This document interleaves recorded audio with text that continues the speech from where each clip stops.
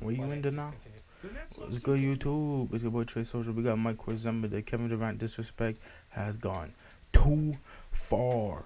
games, Kevin Durant has officially been swept for the first time in his career, and of course, that means the slander has begun. So what's up, guys? Mike here, and listen to this by Charles Barkley and the rest of the TNT crew. I try to tell y'all, all these bus riders, they don't mean nothing to me. If you ain't driving the bus, don't walk around talking about you a champion. All these guys walk around with the championship ring. Hey, y'all bus riders. Kevin Durant's not on the bus.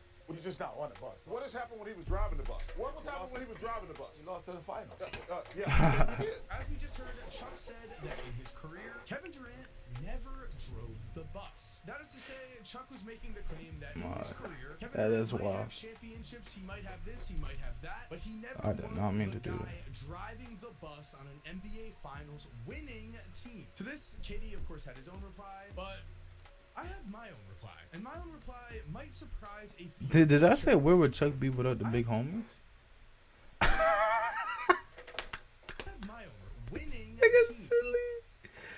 Look at how, This bro. KD, of course, had his own reply, but I have my own. No, where would Chuck be without the big homies? Is crazy. Sure.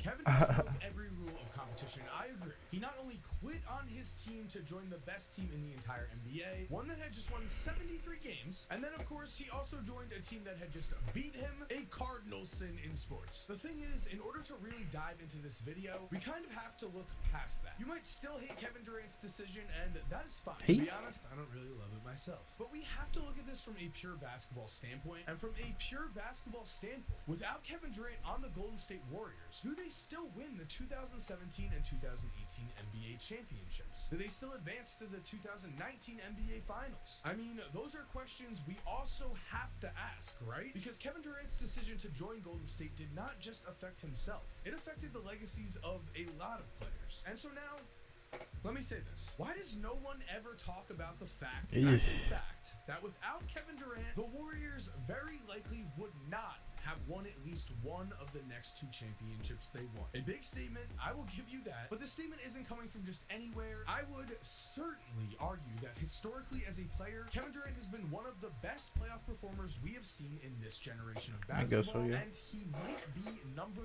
two. Number one, of course, being LeBron James. Now, what is my reason for this? Well, it is here where I want to talk about game score, a number that is made up of a player's entire box score performance. Points, rebounds, assists, turnovers, field goals missed and made, everything like that from a box score goes into game score. Here's how Basketball Reference defines it, if I didn't define it well. Game score was created by John Hollinger to give a rough measure of a player's productivity for a single game. The scale is similar to that of points scored. 40 is an outstanding performance, 10 is an average performance, etc. Now, there have only been 57 games in NBA playoff history where a player has recorded a game score of over 40, so I'd say 40 is way more rare than they make it seem in this definition, but I will also say that 30 really is a great range to gauge who shines when the lights are the brightest. And it's also a good gauge to see who shrinks. But before we continue, guys, I am very excited to thank Prop Shop. All-in-one users vital their bets. Prop Shop wins a upgrade, make your, and this is a good track and win. Prop Shop,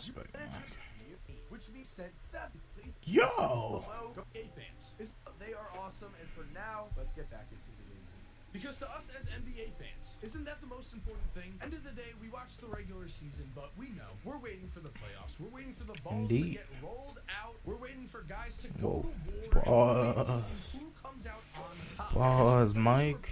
The best playoff performances, and I find it very interesting that with the alpha dog of each of the most recent NBA Finals champions, I have found a pretty simple fact here, and that is that each of these players has at least 10 performances with a 30-game score. Okay. 50-plus game score is crazy, bro. Damn, 53, 30-plus game scores? Or more in the playoffs throughout their careers. I see you. Yes.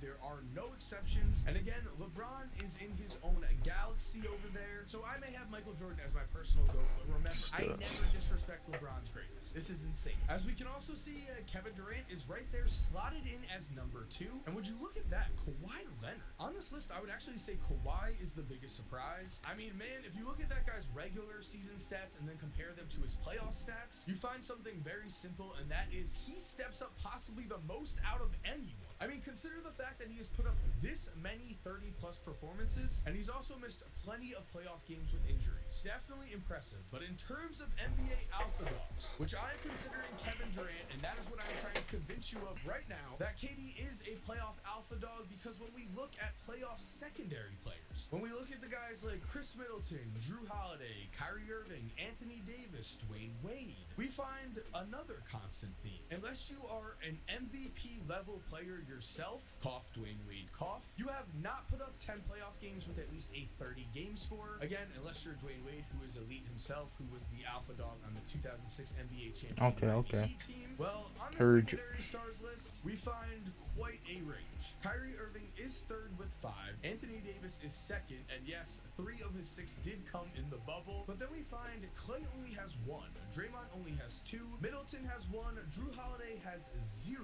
I'm telling you, these 30-plus games really are the mark of a true playoff star. Now, you may be wondering, out of guys who have not won an NBA championship, well, what does that list look like? And I find that list very interesting too, because on that list, James Harden is the one real anomaly. He's the one guy who has broken 10. Maybe that means he's the one guy who's really gotten the worst luck in his career. Or maybe that just means I'm just fully in Luka's way. I'm just providing the numbers here, but it's interesting. Russell Westbrook has not broken 10. Guys like Embiid and Jokic are also not there yet. Luka has 5 in 15 games. That is, I mean, potential GOAT status. We have to be on the lookout for that. And then as you see, guys who never ended up winning NBA championships, like Melo, at least as of now, Melo has under 5 games. I do want to point out Chris Paul is the ultimate aberration here at 13, but he is still fighting with the Phoenix Suns this playoff, so maybe we'll see here. So I really find power in this score of 30. I hope you do too at this point, because trust me guys, the more and more I look into it, the more and more the proof becomes solid. But swinging back to Kevin Durant here, what is incredibly impressive about Kevin Durant is that 4 of his performances not only came in the NBA Finals, they came in NBA Finals wins. And 3 of his performances came in the 2017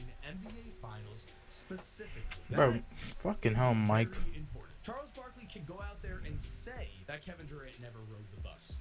He can say that. But looking at the 2017 NBA Finals, I mean, come on. Before we continue, guys, I do want to say, if you are enjoying this video, it would be awesome if you could subscribe and turn on post notifications. We're in the middle of the NBA playoffs. Mike, come on, bro. Tee up, bro. Hit that in 2020. You're enjoying a 2016 Tee up, bro.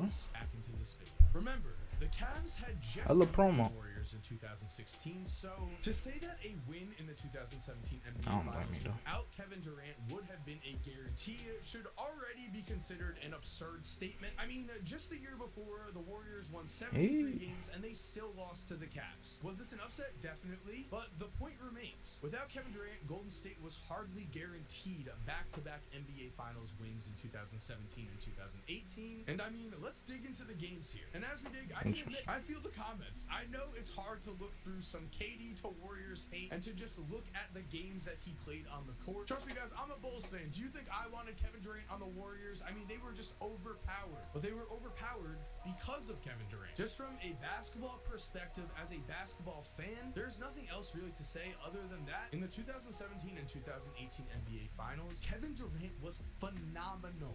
Phenomenal. In the 2017 Finals in particular, KD would finish with an average game score of 30.3 in 5 games. 30.3 in his entire NBA career. In the Is your whole argument game score, Mike?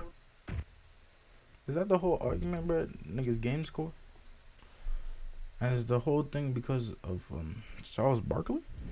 Over 30 just 3 times. So the fact that KD averaged Look over at a 30 game score for this entire finals run is just incredible. KD would finish this NBA Finals series with averages of 35.2 points, 8.2 rebounds, it's just steals, bro. 5.4 assists, 1.6 blocks, and 1 steal a night, giving Golden State the ultimate weapon they really needed. An actual head-to-head match for LeBron James. For real, let's just take a look at the stat comparison between the two in this series. The year before these 2017 NBA Finals, Golden State lost. This season with KD Nah, matching nigga, pause. Nigga, damn, bro. Why that shit not pause, bro? 5 games. I mean, I wonder what changed here. And again, KD would have 3 30 bombs Nigga. and 4 Golden State Warriors Finals wins. For comparison, Steph, who himself comfortably fits into the elite list here with 14 games of over 30, only had 1 game over 30 in the 2017 NBA Finals. And looking at Steph's numbers compared to Kevin Durant's in those finals, I mean, really, there's just no contest here. We've got to give Kevin Durant his due. Yeah, we might not agree with his decision to join the Warriors, but when he was on the Warriors, he was awesome. And the argument can certainly be made that this was Steph's city and Steph's locker Interesting. room or Draymond's locker room. But in terms of pure on-the-court production, it was Kevin Durant who was driving the bus this year in the 2017 Finals. It's that simple. Then look at the comparison between KD and Steph next season in another Finals win in 2018. And beyond just the stats on screen here, KD had a monster 30-plus game score performance in Game 3 to pick up a struggling Steph who shot 3 for 16. Then when KD was injured in the next year's Finals, the heavily favored Golden State Warriors lost. This isn't a takeaway from Steph at all. If you've been rocking with me, you know I love the boy Steph. I'm just trying to say Kevin Durant has been amazing. It is not at all a crazy statement to say that NBA history could be very different if KD did not. Yes, indeed.